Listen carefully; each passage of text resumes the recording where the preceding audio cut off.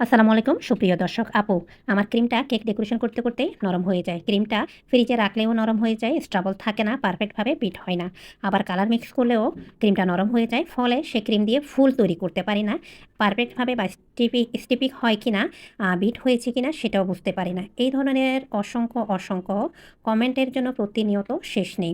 তো যেহেতু আমার পেজ আর ইউটিউব চ্যানেলে নিত্য নতুন অসংখ্য ভাইয়া বোনেরা যুক্ত হচ্ছেন, তাদের উদ্দেশ্যে আজকের ভিডিওটা। এই ধরনের অনেক কমেন্টসের সম্মুখীন যাদের ক্রিম নিয়ে খুব বেশি প্রবলেম।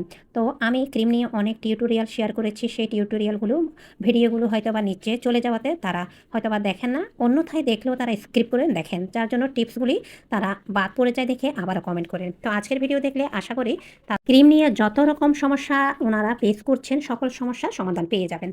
কথা বলতে মিক্সিং বোল, একটি টিস্যু, আপনাদের কাছে টিস্যু না থাকলে পরিষ্কার সুতির কাপড় নিলেও হবে, আর ইলেকট্রিক বিটারের হুক তো নিয়ে এবার মুছে নিচ্ছি। এবার প্রশ্ন হলো, আমি কেন ইলেকট্রিক বিটারের হুক মিক্সিং বোল মুছে নিচ্ছি? কারণ হচ্ছে, আমরা যে পাত্রে বা ইলেকট্রিক বিটার দিয়ে ক্রিম আমরা বিট করব, সেখানে কোনো প্রকার পানি অথবা তেল থাকা যাবে না।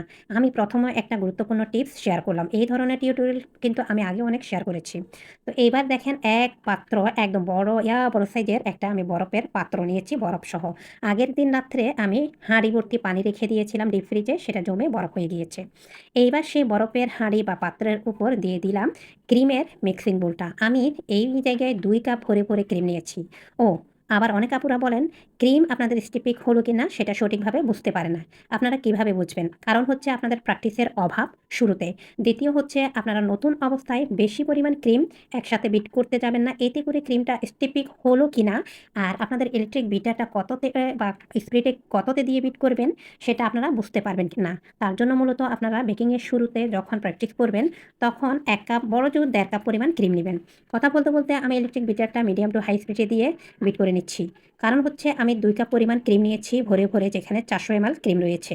আমি যখন কেক ডেকোরেশনের জন্য ক্রিম তৈরি করি, ভিডিওর সময় হয়তোবা আপনাদের সাথে যারা নতুন তাদের উদ্দেশ্যে অনেক টিপস শেয়ার করি, কিন্তু আমি কোনো প্রকার, যতই গরমেই হোক, কোনো প্রকার বরফ অথবা আইসিং সুগার কিংবা chocolate ganache, white chocolate ganache কিচ্ছুই ব্যবহার করি না, শুধু এসেন্সটাই ব্যবহার করি। আর আজকে যেহেতু আমাদের ক্রিমের পরিমাণ বা কোয়ান্টিটি বেশি, তার জন্য আমাদের একটু ক্রিমটা বিট করতে পারফেক্টভাবে এর ভলিউমটা বা কনসিস্টেন্সিটা ঠিকঠাক করার জন্য একটু সময় বেশি লাগবে। যদি 1 কাপ হতো, সেক্ষেত্রে 2 থেকে 3 মিনিট বা 3.5 মিনিটের মধ্যে হয়ে যেত। তো মোটামুটি ক্রিমটা যখন দেখা গেল 50-50 বিট হয়েছে, এর ভলিউম 50-50 হয়েছে, তখন এর মধ্যে ভ্যানিলা এসেন্সটা দিয়ে দিচ্ছি। আর নিচে আমাদের বরফের বা আইসের পাত্রটা কিন্তু রয়েছে। আপনারা শুরু থেকে শেষ পর্যন্ত যারা নতুন, তারা এইভাবে কিন্তু আইসের পাত্রের উপর ক্রিমটা বসিয়ে বিট করবেন। এমনকি নরমাল ফ্রিজে যখন রাখবেন, তখনও চেষ্টা করবেন যে এই আইস অথবা বরফের পাত্রের উপর বসিয়ে রেখে তারপর কেক ডেকোরেশন করবেন।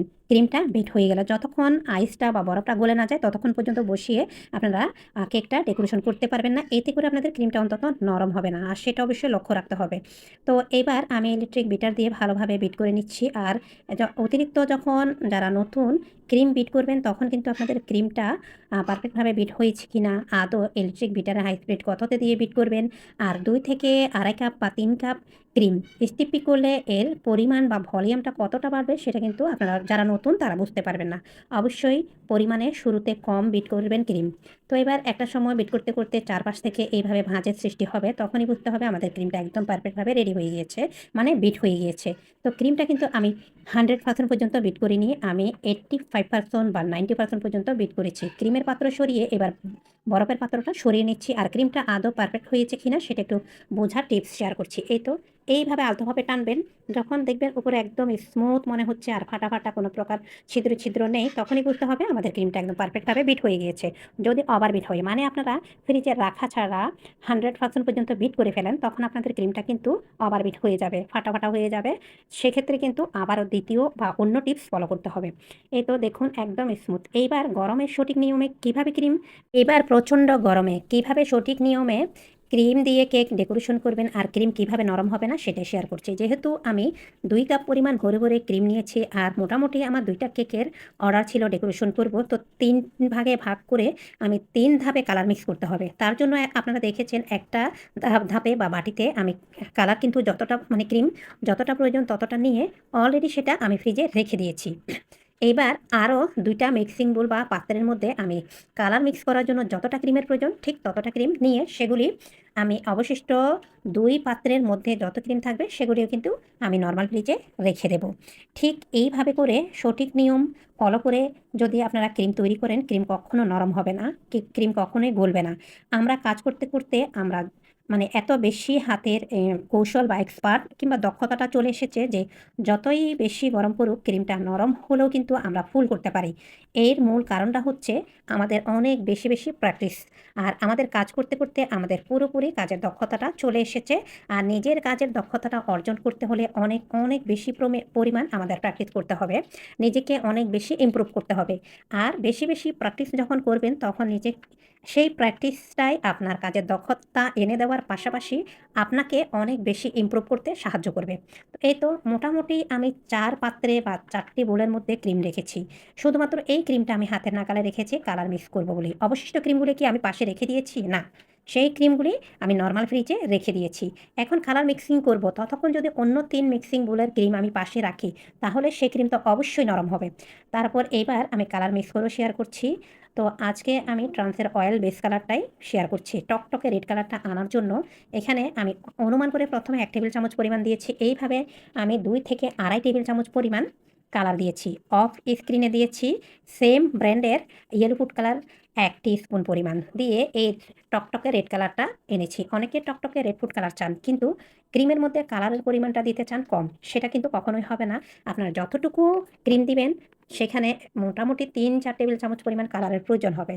আর অবশ্যই ক্লায়েন্টকে এটা আপনাদের কনসাল্ট করতে হবে, মেক সিউর করতে হবে যে ক্রিমে যদি কালার বেশি ইউজ করা হয় সেটা খেতে একটু তেতা লাগার পাশাপাশি হাতে মুখে লাগবে। এটাকে আপনি ইউজ করবেন কিনা বা ক্লায়েন্ট সেটা মেনে নিচ্ছে কিনা। তো সেই ধরনের একটা বিষয় আছে। তো এইবার দেখুন আমাদের ক্রিমটা একটু ফেটে গিয়েছে। এটা ফেটে যাওয়ার মূল কারণটা হচ্ছে আমাদের ক্রিমটা একটু ওভারবিট হয়ে গিয়েছে। তার পাশাপাশি আমার ফ্রিজে রাখতে ক্রিমটা বাধ্য হয়েছি। এই হচ্ছে অবস্থা। আর ক্রিমে যখন কালারটা মিক্স করবেন সেটা চেপে, চেপে জোরে, জোরে মেশানো যাবে না। আলতোভাবে সময় নিয়ে মেশাতে হবে, আবার খুব বেশি সময় নেওয়া যাবে না। আর মনে রাখতে হবে আমাদের শরীরের একটা নিজস্ব তাপমাত্রা রয়েছে। ফলে যখন পাইপিং ব্যাগ দিয়ে আমি পাইপ করে ফুল করছিলাম আমার হাতের তাপমাত্রার কারণেও কিন্তু ক্রিমটা নরম হতে শুরু করে। তো এই বিষয়গুলো টিপসগুলি আমাদের ফলো করতে হবে আর তার জন্য আমাদের বেশি, বেশি প্র্যাকটিস করতে হবে। আশা করি আমার আজকের ভিডিওতে যত রকম ক্রিম নিয়ে আপনাদের সমস্যা ছিল সকল সমস্যার সমাধান পেয়ে গিয়েছেন। যদি আমার ভিডিওতে বলাতে কোনো কিছু ভুল ত্রুটি থাকে অবশ্যই ক্ষমা সুন্দর দৃষ্টিতে দেখবেন। তো নেক্সট কোনো ভিডিও বা টিউটোরিয়াল রেসিপিতে দেখা হবে। আজকের ভিডিও পর্যন্ত আল্লাহ হাফেজ।